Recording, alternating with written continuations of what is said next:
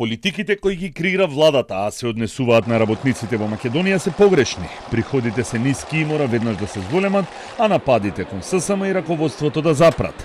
Порачаа денес од синдикатот во пресрет на утрешниот протест, односно јавна седница на сите раководни тела на Сојузот на синдикати на Македонија. Тоа што утре ќе го изразиме како незадоволство на отворената или на јавната седница на органите и телата на ССМ, ќе значи дека политиките кои ги водат, креаторите на политиките се во погрешна насока и дека се на штета на работниците, односно дека не ги зголемуваат платите за да овозможат достоинствен живот и достоинствени плати на работниците, токму на оние од кои тие земаат плата. Според ССМ не само минималец од 500 евра, туку изголемување на платите на сите вработени за најмалку 6000 денари е она што е неопходно да се стори во моментов, бидејќи стандардот на работниците е исклучително низок.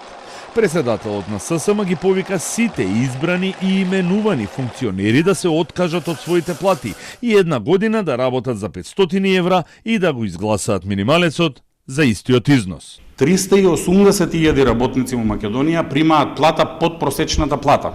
Затоа се жестоките напади кон Сојузот на синдикатите на Македонија за да не се зголемат платите токму на овие 380.000 работници во државата од вкупно 520.000 приматели на плата по МПИНот.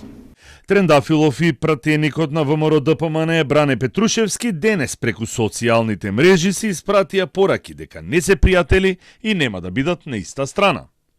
Во седиштето на ВМРО ДПМН пак денеска повторно имаше пресконференција на која беше соопштена пресметката од броењето на приходите на еден од синдикалните лидери Иван Пешевски. Од ССМ соопштија дека за нападите и притисоците од владеачката ВМРО ДПМН, како и за обидите за одлевање на членството, се известени и меѓународни синдикални федерации. Репрезентативноста на ССМ се уште виси, бидејќи комисијата ги проверува доставените списоци со активни членови и доколку се потврди дека ССМ има како членови најмалку 10% од вкупниот број на вработени во државата, може да продолжи со работа Економско-социјалниот совет.